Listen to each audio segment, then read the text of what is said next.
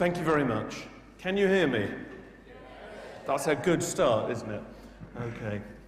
Well, I understand that you've had a lot of different subjects this weekend, and what I'd like to try to do in this short hour we have ahead of us is try to pull some of the threads together, because you tend to hear about, this mystery or that mystery, and it becomes hard to get a context on it. And what I want to try to do is to show you today how some of these things link together. And I'm very aware also that yesterday you had a presentation from Nick Pope, who's a very nice chap, but as the slogan goes, I don't agree with Nick. Because Nick certainly has a view, which is of course entirely entitled to, that essentially conspiracy theories and cover-ups don't really exist. Well, it would obviously be silly to say that everything's a conspiracy, but equally, I think it's equally ridiculous to say that nothing is a conspiracy. And that very word, conspiracy theory, it's used as a term of abuse today. But in truth, let me be honest with you, I am by definition a conspiracy theorist. I spend a lot of time theorizing over conspiracies. So we need to get over that. In the same way that many centuries ago the Quakers adopted a word that was a term of abuse. Quaker was an abusive term. They thought, hey, hang on, if we use that term, it diffuses what people are trying to do. So likewise, hey, if somebody calls me a conspiracy theorist, so be it, because I suppose that's what I am. So let's start pulling the threads together. We heard a lot this morning about ancient mysteries, and you heard from Marcus about the mysteries of Egypt, and you heard more from Robert later on, trying to look at the symbolism of what it is about these ancient cultures that still comes back to us today in the modern world, and we'll have something to say about that a little bit later on. But I'm starting here with an image of the pyramids because they're a very good example of something that we get used to. And as Marcus pointed out to you this morning, the reality is we do not really understand how these things were built, why they were built, and all of these many, many questions. And yet, isn't it remarkable that you put on the TV or the radio, and there are academics, pundits, telling you exactly when they were made, exactly why they were made, and, how they were made. And the how, if you just take that as one example, usually involves huge ramps almost as big as the pyramids themselves, with people hauling up these gigantic blocks. But, as I think was demonstrated to you this morning, the idea that that's how all of them were made really does not fit the facts. And there must have been some other explanation involved. And yet, as soon as you challenge the standard world of Egyptology, and you are immediately classified as a pyramidiot, that word they like to use. And that's, of course, not fair. And even when a French engineer, for instance, put forward the very reasonable alternative explanation that maybe internal ramps may have been used in the pyramids, again, it was met with derision. How dare he? How dare he say such a ridiculous thing? Even though, actually, there's quite a lot going for that theory as yet another possible explanation. So these stand as a good symbol of something that we are, if you like, fobbed off with. It's like, we understand these, we know what they are, just don't ask us to prove it. And that's the problem, is having absolute proof. And that works two ways. That works for the normal, real world, and that works for the alternative world as well. You don't always get definitive proof, but you can certainly point to some very, very interesting evidence. Now, let's have a little guessing game here. Hands up. How many people recognize this? Go on, hands up. How many? Oh, not bad. Maybe about 50% of you. But if I asked that question in a more sort of, shall we say, non-alternative forum, most people look entirely blankly at this. And yet, that's a strange thing, because this was headline news only a year or so back. And for those that don't know what this appeared in the skies over Norway And it's a real image. It's not a fake image. It was seen by thousands of people around Norway, and indeed there's some very good videos on the internet you'll find. Here's another image showing you this incredible swirl in the sky. So immediately there was speculation. You know, was this an extraterrestrial intervention? Was it some strange kind of natural phenomenon? Or, as others said, was it nothing more than a missile going wrong? Because that's what the newspapers assured everybody the next day. They said, oh no, we've been given the official explanation. Apparently a Russian missile went off course.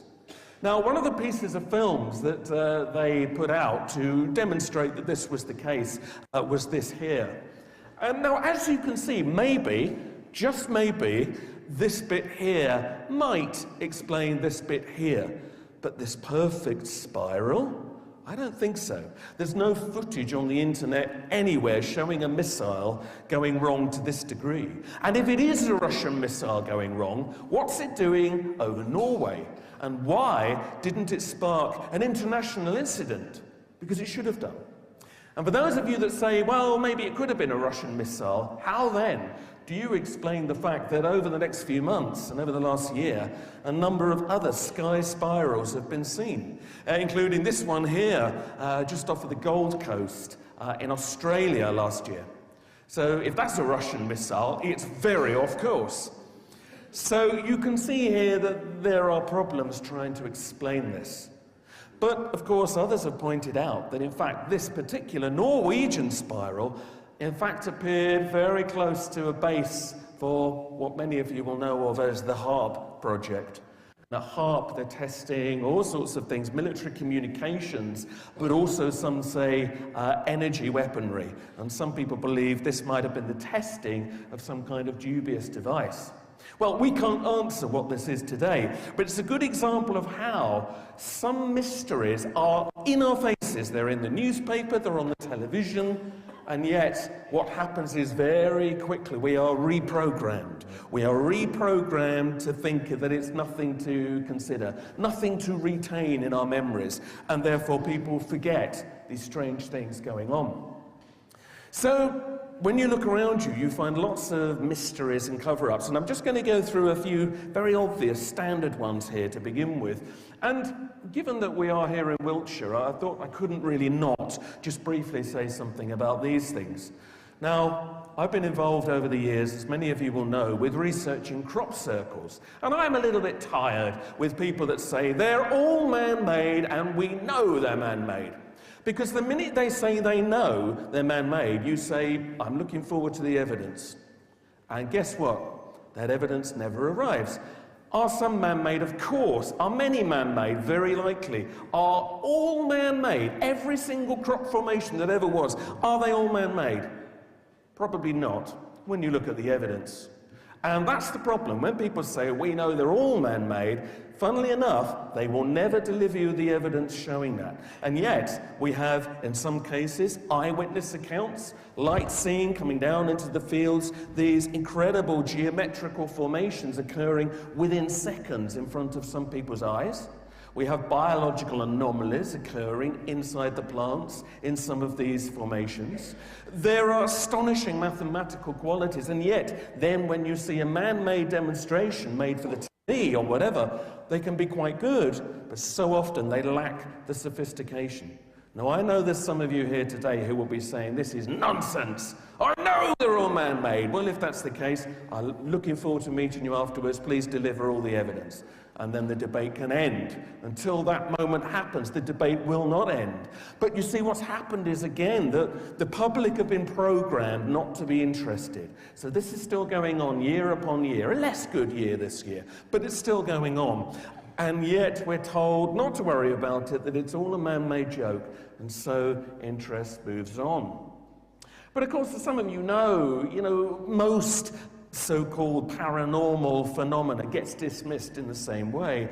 Here's a claimed image of a ghost of a little girl here, and another sort of standard ghost image. If you take the phenomenon of ghosts, it's quite remarkable that I think the current statistics are about 1 in 10 claim to have seen a ghost. 1 in 10! That's an enormous amount of people. Okay, and yet you put on Radio 4 and you will be assured by the usual pundits that you hear there's no such thing as ghosts. And instead we elevate people like Richard Dawkins to very high levels of celebrity, who will of course tell you there's no such thing as ghosts, there's no such thing as astrology, and by the way, God doesn't exist either.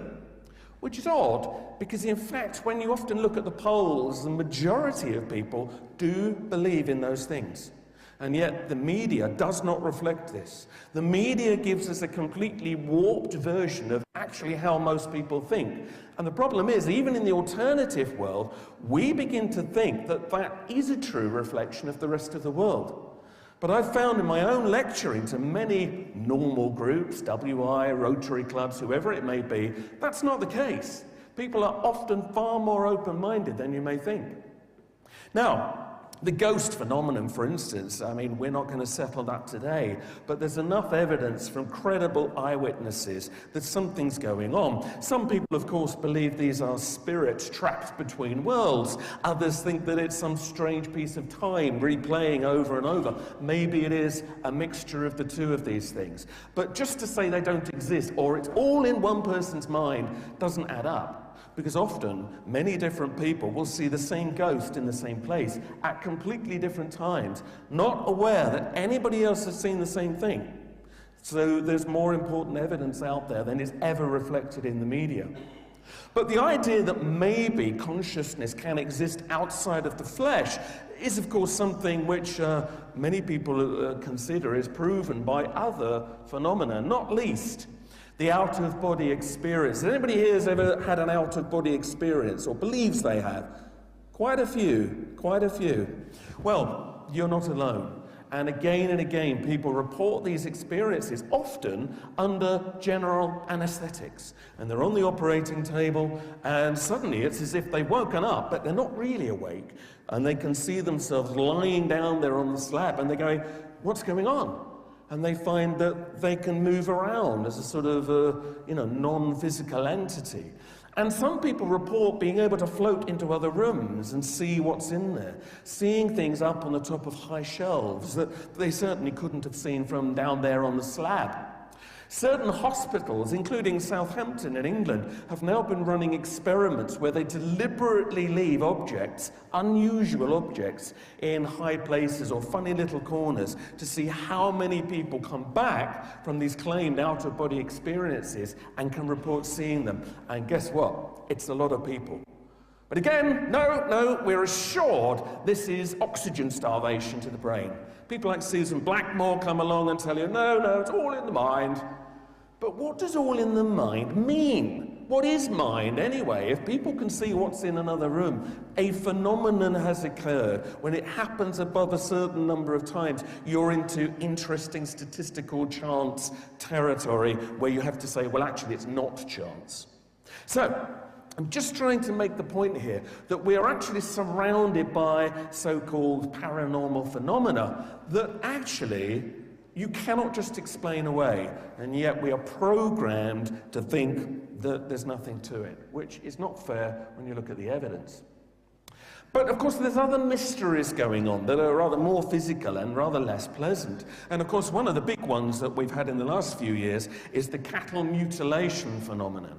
And I say last few years, it seems to have been going on for many decades, where each year thousands of cases around the world are reported of these carcasses of animals, often cattle, actually not always cattle, and they're dead, but there's no obvious sign of a struggle, there's no blood everywhere, there's no tire tracks, and yet it's almost as if certain parts of their body have been removed, almost with laser precision. Now the skeptic view is it's just maggots eating the flesh and it just looks like that, and yet there are so many cases where it's obvious something stranger has occurred. And of course, one of the things which is reported time and again with cattle mutilation is strange aerial phenomena, lights in the sky.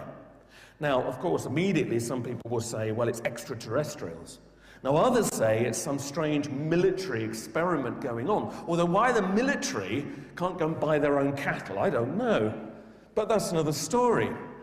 So we're left with a strange phenomenon that seems to be something to do with what is generically called, of course, UFOs. And I know many of you here are well versed in this. But, I mean, isn't it interesting that if you go to some states of America, so much of this stuff goes on. You get signs like this. If you can't see at the back, you've got, a picture of a cow with a flying saucer hovering over it. Now listen, it's meant as a joke, but the fact that they expect you to get the joke tells you just how common these reports now are, and that's important. So some things are mysteries because we just don't understand them, but other things seem to be mysteries because knowledge of them is withheld from us. The cover-up situation. Let's look at that, because I believe that you can show categorically that information about UFOs in particular is covered up. And, let's go back to the hoary old subject of Roswell briefly, because there's no doubt that a lot of the myths and legends about UFOs began with Roswell. And what we're seeing here is, of course, the famous Roswell Daily Record reporting that the local military had captured a flying saucer. You know the story. 1947, New Mexico desert. Here's a mock-up image claiming to show what was found with the saucer and the grey alien beings. But you will also know, of course, that they said there was no such thing. There was no flying saucer. Here's Major Jesse Marcel showing to the world's press fragments of a weather balloon. That was the cover story, the weather balloon. But if you're wondering why Major Marcel's looking sheepish, he never believed this story. And to his dying day, he maintained that what he saw from the debris from Roswell, he did not believe could be human in origin. And there are other whistleblowers who, of course, have claimed the same thing. Now, this is very controversial. There have been claims and counterclaims and endless controversies. Some say they're all lying, others say some of them are lying. We're not going to get to the truth now, after all this time, about Roswell. But what's interesting is to notice how the cover story changed. Because then, a few years later, realizing weather balloons didn't quite cut it, then it changed. Then they said, it was Project Mogul, a device which was detecting echoes from Soviet atomic tests. Then that changed when somebody said, yes, but how does any of that explain the alien bodies? So here's a shot from the movie Roswell, showing what many people reported. These were taken into the local hospital at Roswell, it is alleged. Typical grey alien beings with the almond eyes, you know the drill. But, of course, suddenly it was becoming clear that the cover story didn't explain this. So then a new cover story arrived, only about 18 years or so ago, and the military said that what the alien bodies were crash test dummies. Now, I don't know about you, but you have to hope that doctors and nurses who claim to have seen these things can tell the difference between a body and a crash test dummy. Maybe not. So there's something strange about the whole Roswell thing, and as I say, we're not going to get to the bottom of it, but of course the conspiracy world contends that the craft and other retrieved craft from other incidents, by the way, were taken here. This is an aerial shot of the famous Area 51. And of course it's in the Nevada desert, and strange things were filmed flying over these runways as if they were testing some secret technology. Because of course the allegation is they are reverse engineering retrieved extraterrestrial technology into modern military technology. Some say stealth technology, for instance, was based on what they originally found from ETs. But clearly they don't want us to know what's really going on. You wouldn't film anything flying over there now because they've pushed back the boundaries in recent years. That's as much as you can now see. And of course you will be arrested if you go in. But of course the minute they tell you you can't know what's going on, and they've never really said what goes on at Area 51, of course that's when conspiracy theory comes along to fill the gap, and often validly so. So, I mean, let's look at UFOs briefly. How many sightings do you need to prove there's a real phenomenon? Now, that doesn't prove where they're coming from, but those that say there's no such thing as UFOs are being nonsensical, because you have so many high-level eyewitnesses. You have military personnel, commercial airline pilots, and many credible, qualified citizens who see them. So let's forget this, do they, don't they exist? Of course they exist. Something strange flies around in our airspace. But the question is, what are they? Because, of course, you can say that they are extraterrestrial, others say they are secret military projects. Maybe they are a hybrid of all of these things. But, when you try to find out more, this is when it gets interesting. And, of course, people have tried to use the Freedom of Information Act to get documents released about UFOs. And the good news is, when forced, the documents do get released, but unfortunately, that's what you then get. Now, do you need any more evidence of a cover-up? Because that is, in every literal sense of the word, a cover-up in operation. Where, under the necessities of national security, they will tell you that you can't read this. But then you think, but if there's nothing going on, why do they need to cover it up? So this is, of course, where we need to turn to civilian testimony to see if we can see what really is going on. And, of course, there have been many, many claimed encounters with ETs and UFOs over the years. Here's Betty and Barney Hill, one of the earliest of the famous so-called alien abduction cases. And in 1961, in New York State, they claimed they were taken up on board a spaceship where they met beings rather like this. Here's Betty years later with a model she made, showing the creatures they claim they met. Not dissimilar to all the other grey beings that we've had described over the years. Now, the problem with this is that, of course, it's widely dismissed, of course, in the media, but then when people like John Mack, the Harvard psychiatry professor, now sadly no longer with us, when he, as a skeptic, decided to investigate an abduction and regress people using hypnosis, he was shocked to find that out of the hundreds of people that he interviewed, he realized that even when you dismiss the fantasists and the liars, actually the majority of people did believe that these experiences had occurred. And he had to conclude that whether you said they were taking place on a realm of mind or physically taking place, nonetheless you have a real phenomenon. And that you need to look at the symbolism of these encounters and what is coming through the collective. Because repeated symbols, repeated themes were coming through from what people were reporting with their encounters of these beings. And this takes us on to the next stage of this presentation. Because one of the things these beings seem to like to do is to tell people what's going to happen in mankind's near future. And people like Billy Meyer and John King and Whitley Strieber have claimed they were given visions of really large, big world events, which they then wrote down. And many of them, they claim, have come true over the years. But one of the recurring themes of what these beings either say or telepathically transmit, it is alleged, is that our world is about to change enormously, and it's due to start happening about now. Now, this has been coming through for a long, long time. And of course, that's very interesting because that resonates with a number of other messages on similar themes that have been coming through. Here we see Edgar Cayce, very well-known medium and clairvoyant from the early 20th century.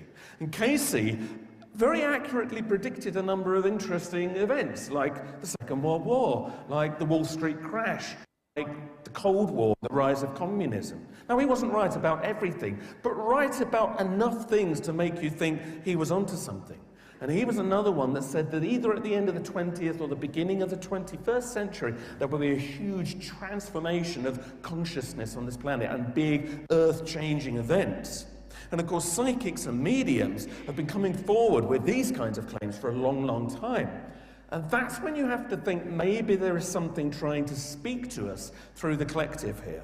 So you've got ETs seemingly telling us this. You have psychic events seemingly coming through, exploring it. And of course, we've had in recent years the big furore over the 2012 phenomenon.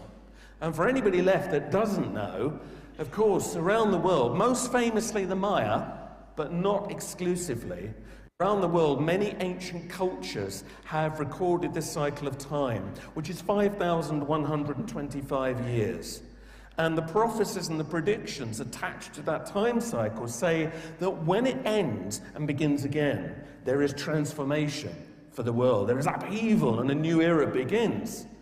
Now, if anybody doesn't know, the turning of the next cycle is next year, 21st of December 2012, the solstice, at, curiously, 11:11 a.m. precisely. that mystical number that so many people get excited about. So when you then look at how many cultures had this same belief and this same time cycle, that's why you've got people expecting a huge change. Now, I think anybody expecting everything to happen on one day is probably being naive. I think it's about a time of change. I think, like many people, we're already in it.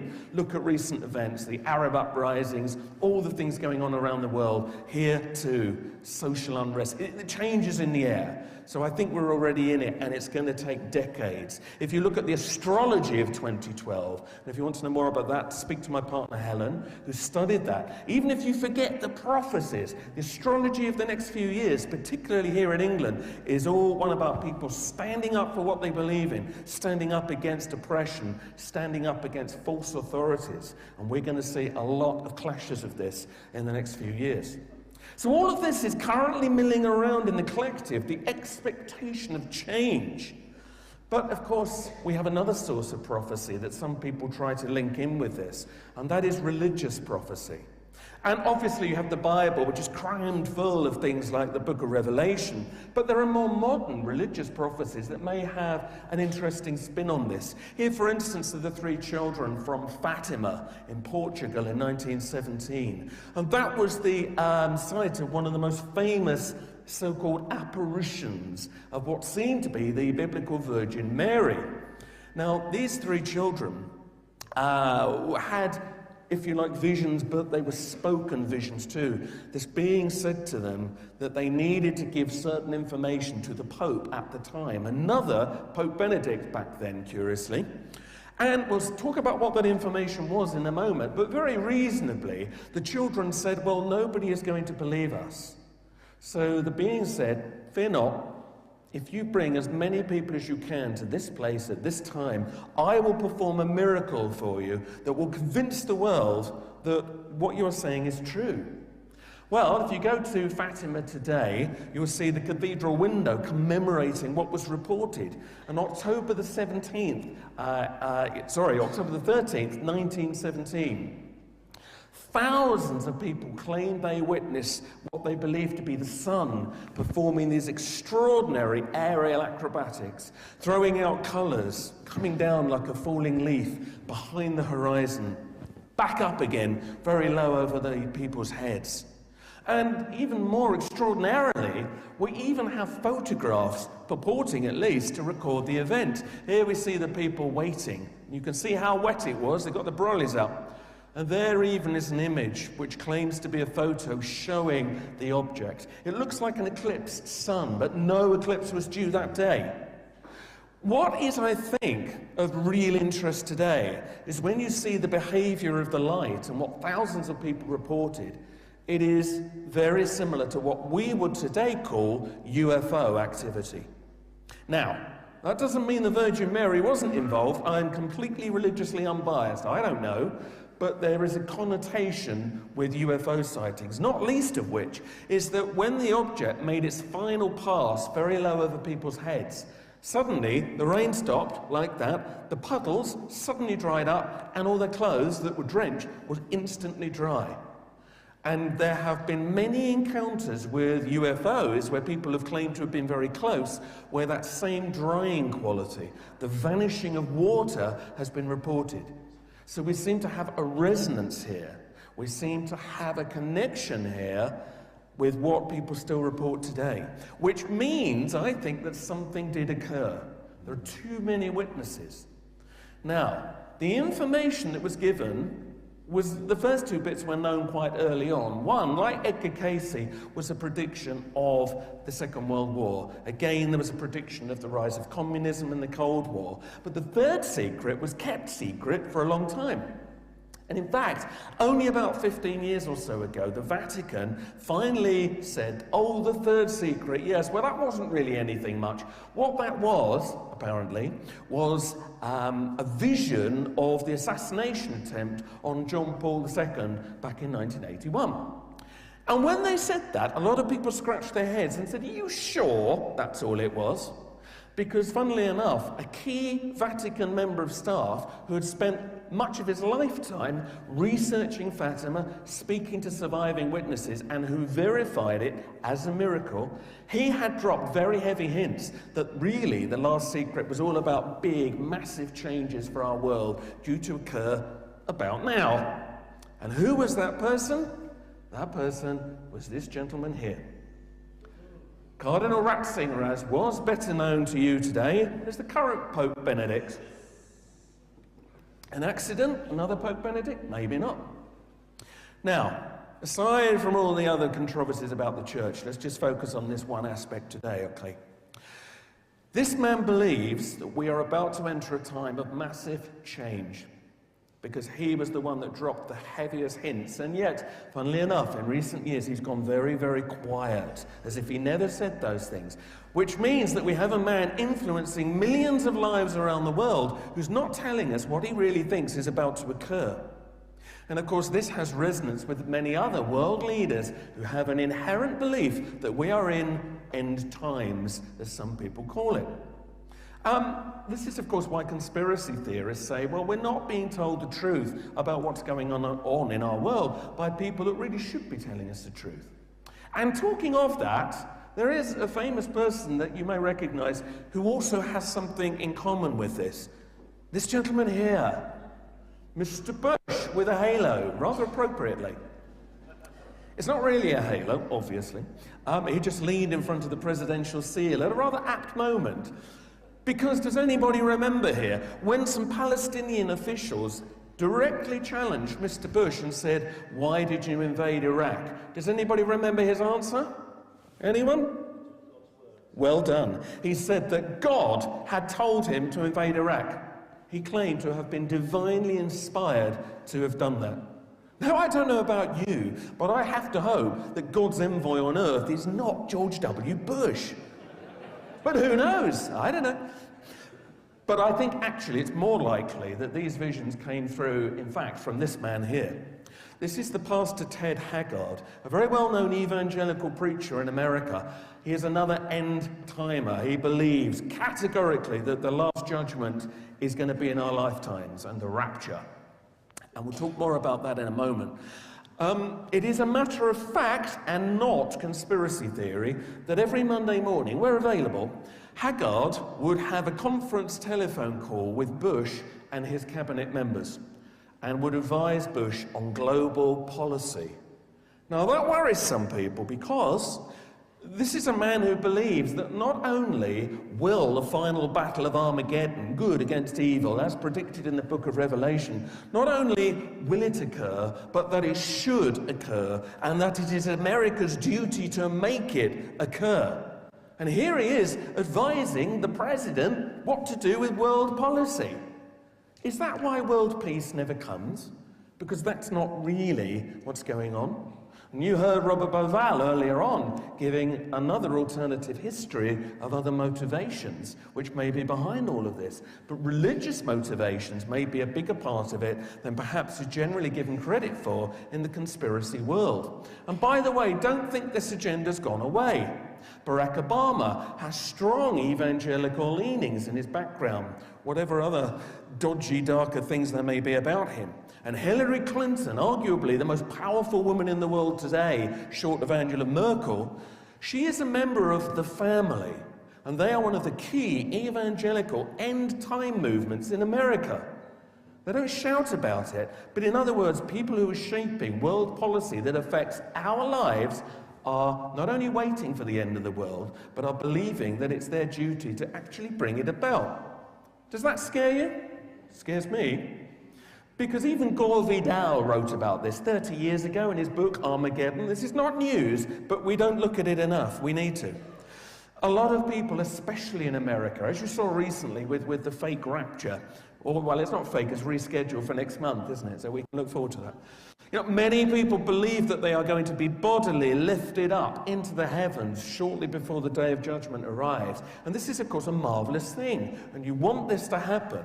But according to their own beliefs, that can't happen until you've had the Battle of Armageddon.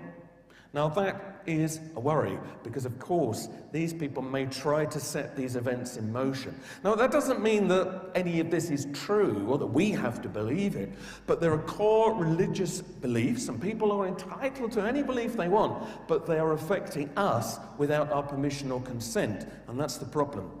By the way, would you like to know one more world leader who has on several occasions taken advice from the pastor Haggard? Go on, guess. Guess. Well done, Tony Blair has also been advised by Ted Haggard. Seeing the world through new eyes slightly now? So there is, I think, a number of interesting stuff that we need to research more on top of all the other standard conspiracy stuff. But of course, listen, the whole business about the conspiracy theories and New World Order and one world government, do I really need to explain it? Suffice to say that many people today believe that global events are being manipulated or even engineered to suit the needs of a small ruling elite who are dangling everybody like puppets and are trying to gather lots and lots of power into very, very few hands. And I don't believe all conspiracy theories, but I think to say that none of it is true is foolish, because I think there's a lot of evidence to support this New World Order program. And of course, some say they are actually, they're sponsoring wars. They are triggering terrorist atrocities. They are triggering economic crashes because it creates the mandate for this one world government, these Orwellian superstates that so many people have been worrying about for so long. And of course, some see the EU as a step towards that. Others are worried about the development of the Amero, that when the dollar crashes, the Canada, Mexico, and the United States will go under one currency. And ditto, if the euro crashes, these are actually maybe planned steps towards greater unification. Okay, and listen to the language. When they're talking about the euro at the moment, a number of high-level politicians have said, well, the problem is that we've got too many sovereign countries fighting for their own needs instead of working together.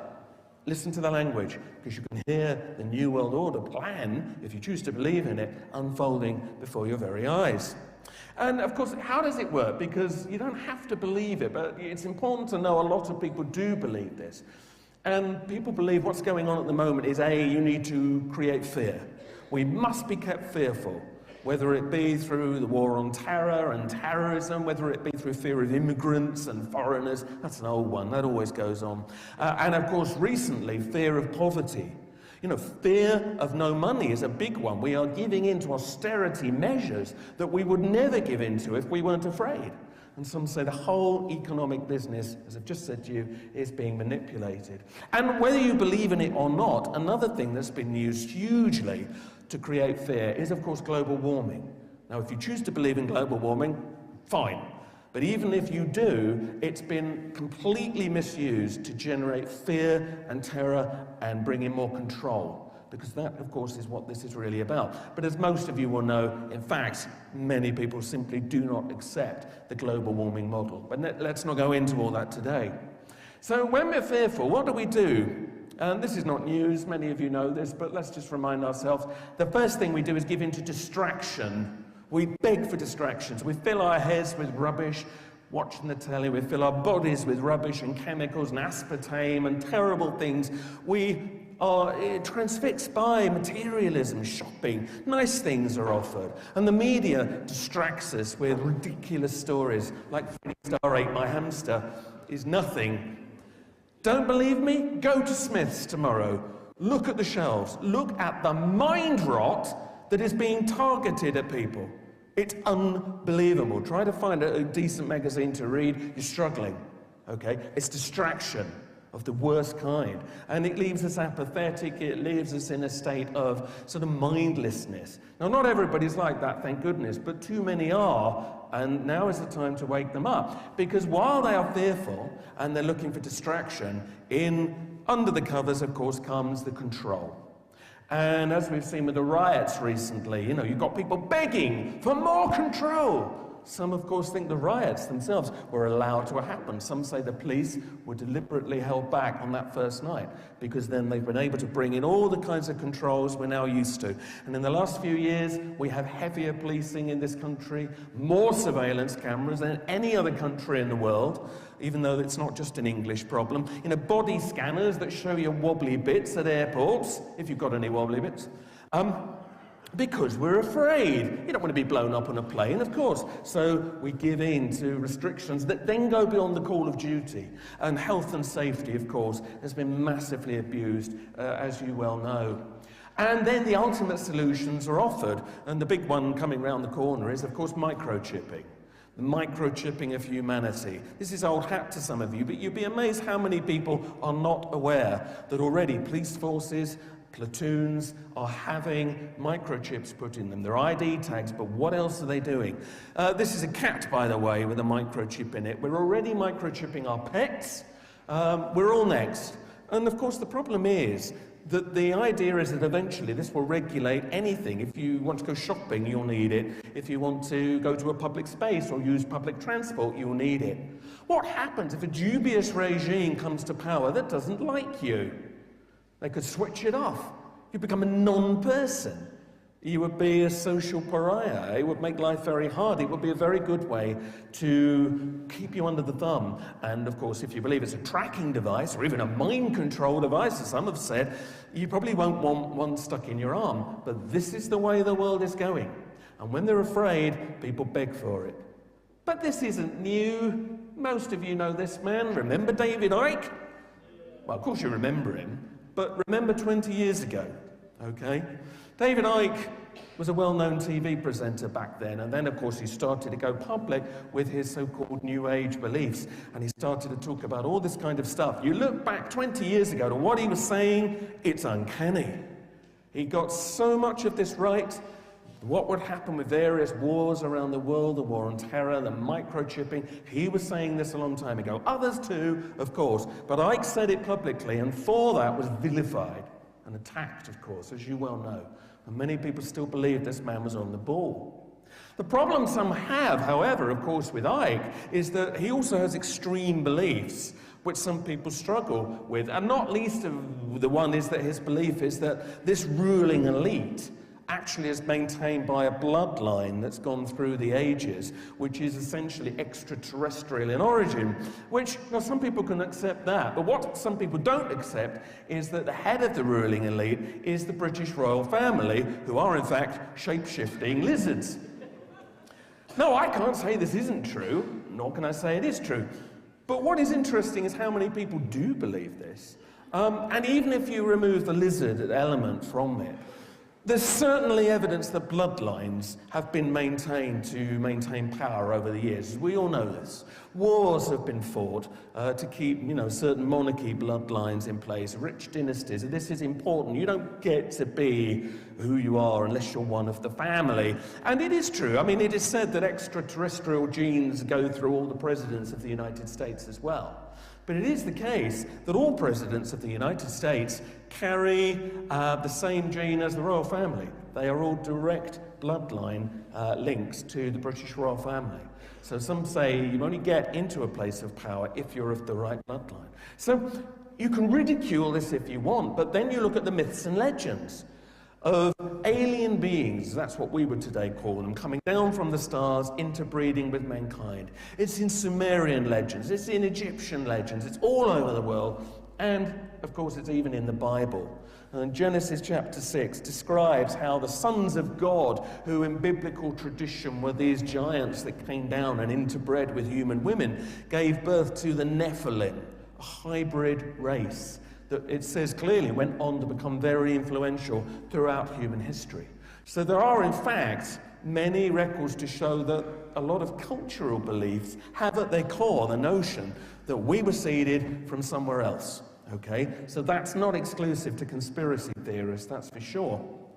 But interestingly, if you go just a paragraph or two away from that story, you come to the story of the Tower of Babel, where of course mankind was getting very advanced, and the Old Testament God didn't like this very much. So he struck down the people working on the tower with the inability to communicate with each other. And they had to stop working on the tower and go off and create their own civilizations instead.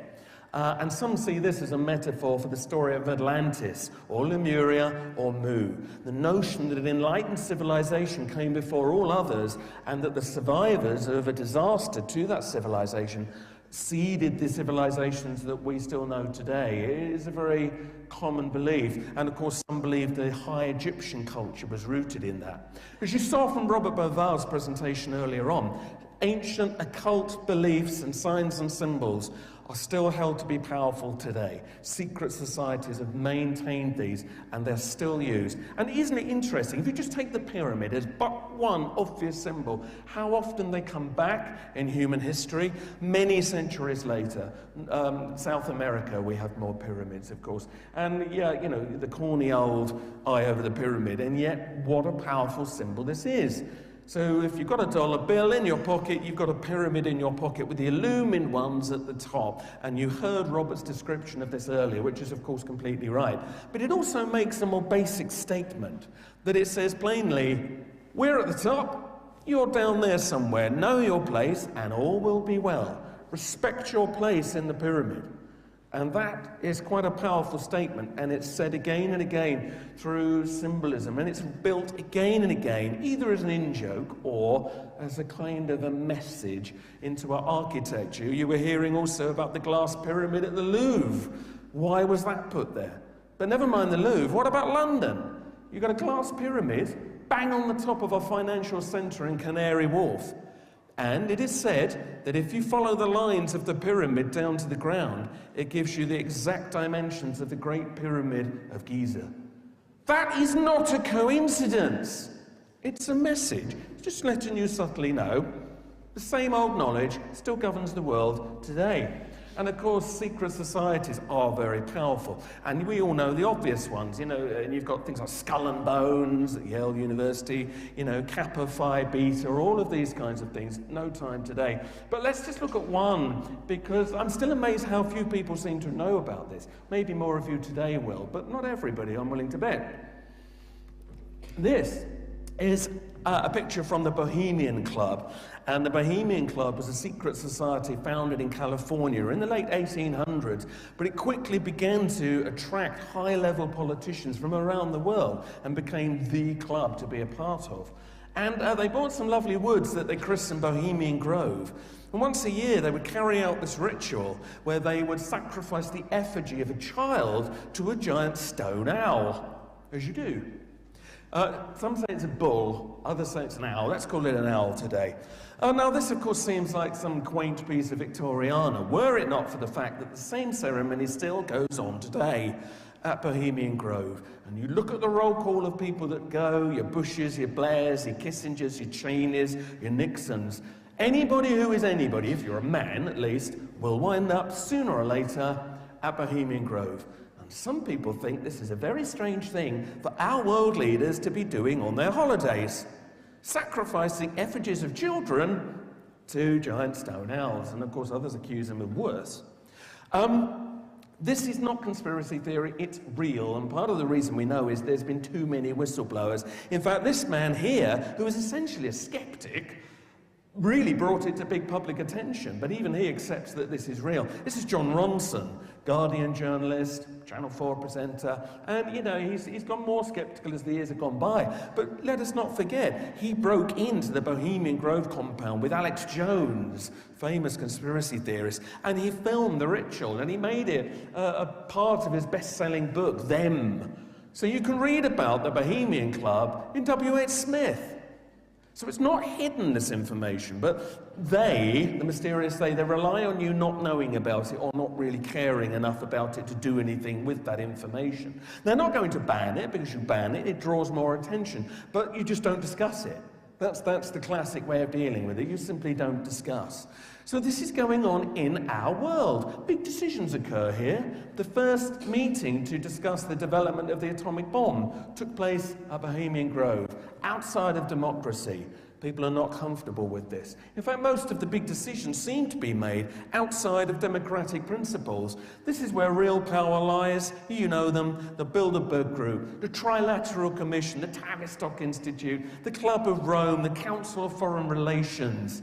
This is where real power resides. Big decisions get made here that affect our lives, and yet we have no say. We have no say.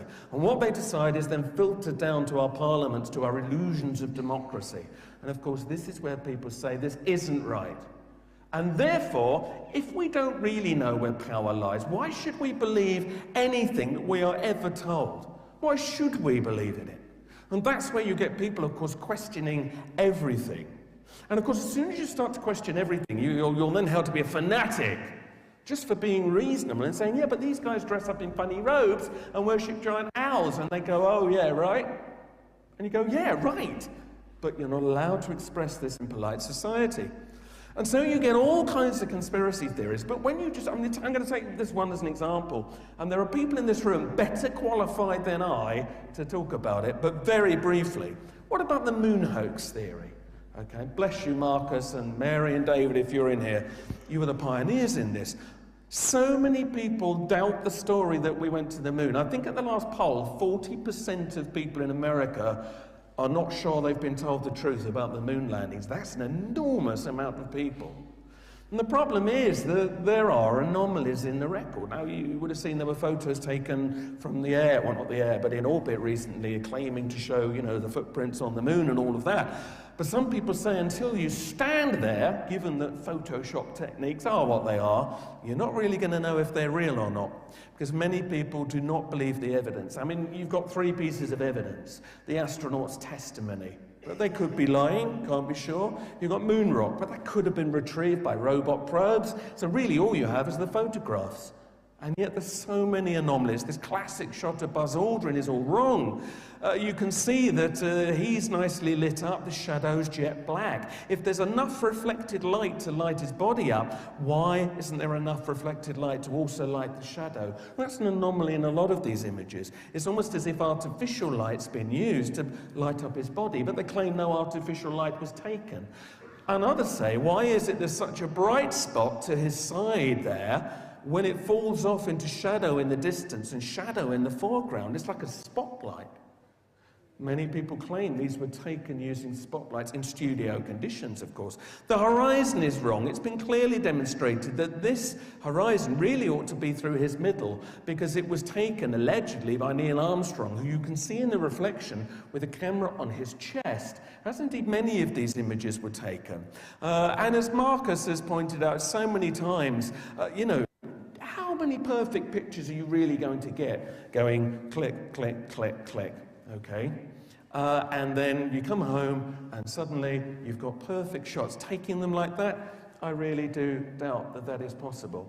There are so many anomalies, and I'm going to whiz through them today because we are short on time.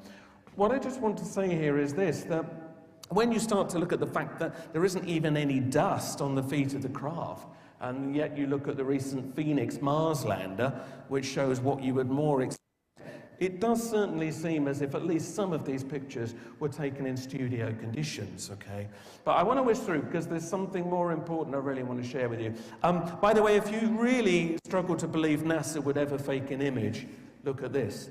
Here's Michael Collins spacewalking from the Gemini craft until somebody then later found this photograph in the NASA records of Michael Collins in a test aeroplane. It's the same image. They've cut him out, stuck him on a black background and said, look, hey, he's in space. Hallelujah. So we are lied to. If you want more, look at the Orlis website. Look at the Jack White studies especially, or indeed read Dark Moon or One Small Step. We're not told the truth. We know we're not told the truth about things. This happened only a couple of weeks ago, the fall of Tripoli. These images were transmitted claiming to be live from Green Square in Tripoli until somebody said, hang on, that's not a Libyan flag, and these people look more sort of Indian than Libyan, and people realised, oh, this is from India. There's the Indian flag, there's the Libyan flag. Spot the difference. And yet this was broadcast as live, purporting to show you what was going on in Libya. It was a distortion, it was programming to make you think Gaddafi already had it when he hadn't. We know we're programmed, we know we're lied to. Weapons of mass destruction, need I say more? David Kelly, need I say more? If you believe David Kelly really committed suicide, for God's sake, read Norman Baker's book, The Strange Death of Dr. Kelly. Everyone knows, in the core of cause, Kelly was murdered because we needed to go to war. We needed the New World Order plans for the war on terror, Afghanistan, Iraq. I believe that Nick Pope was saying to you yesterday there are no serious grounds for believing 9/11 was a conspiracy. Sorry, that is not true. There are so many good grounds for believing that we have not been told the truth of 9/11. Thank you. And to say there's no evidence is simply to blind yourself to the evidence. I'm so short on time, but you know most of it. So many anomalies. The hole in the Pentagon is just too small for a 767. Some say it was a small plane. Some say it was a missile. There's no definitive evidence it was a 767. This was the totally anomalous route that the plane took into the Pentagon. It should have broken up in the air. It should certainly never have behaved that way. It should have crashed before it did that curve. And yet we're told the man at the helm was Hani Hanjour, an Al-Qaeda terrorist who even the flight school that inadvertently trained him said he could not handle a light aircraft. But we're being asked to believe he did this marvel of aviation acrobatics. The Twin Towers, there's no time today. Is it true that fire and damage brought them down alone? It cannot be true. There is evidence again and again and again that explosives were used in these buildings. There's the Twin Towers compared to demolition squibs seen there. And when you start to see the film, you see these explosions going off at levels that cannot be anything to do with what's going on up here. They're falling at free fall speed. Nothing can be getting down there. No pressure wave, no air, nothing. These are explosions. People in the towers, firemen, rescue workers said there were explosives going on inside these towers. Look how far down some of these explosions are. Serious qualified professionals are saying this is controlled demolition. And this last piece of footage here says it all. Look at where these explosions are. And they were going off for a long, long time before these towers came down. And of course, Building 7, where some people think 9/11 was really coordinated from, okay? They did this to it at 5:20 that day.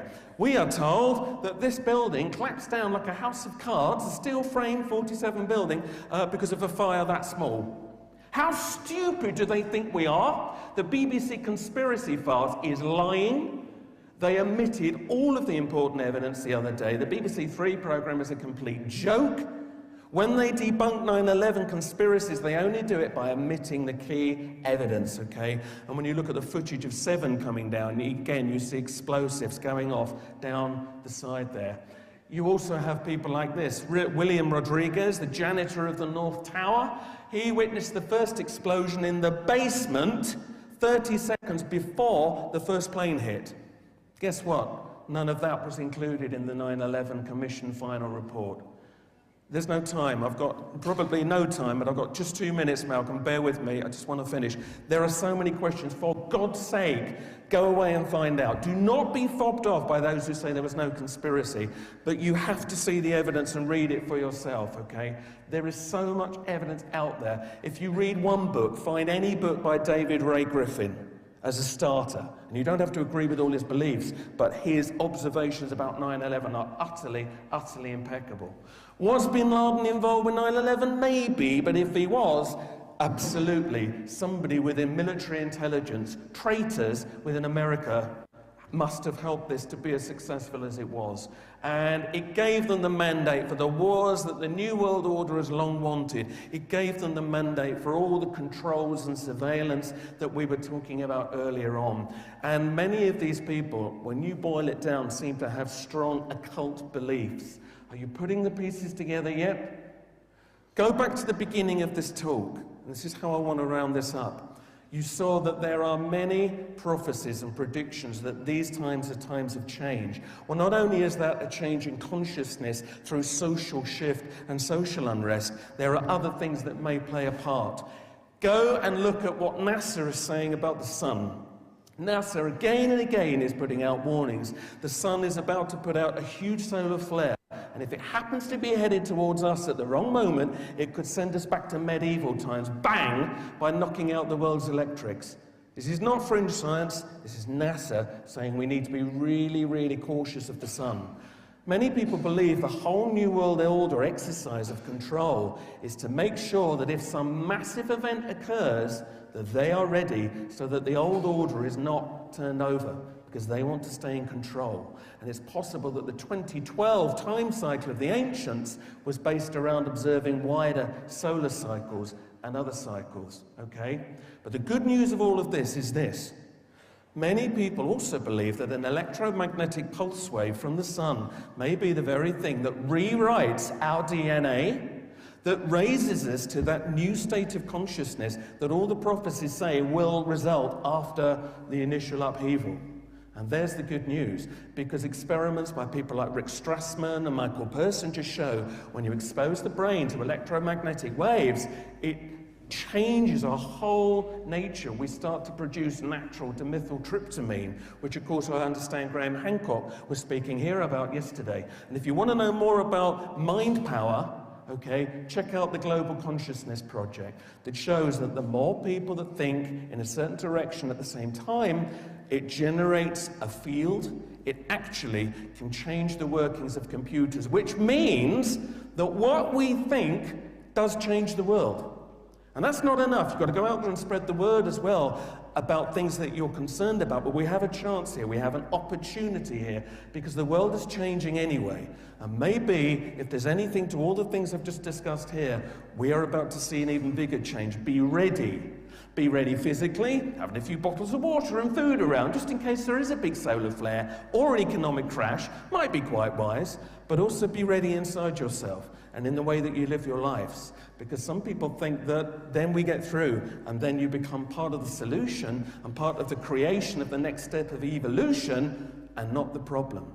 And that is what goes before us today. And cheap advert.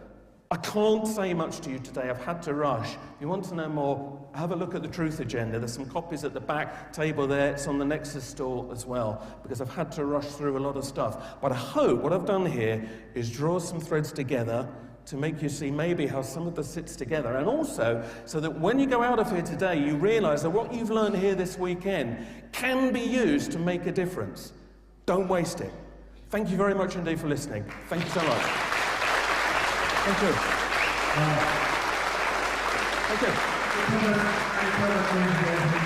Thank you. Thank you, Doctor. Thank you.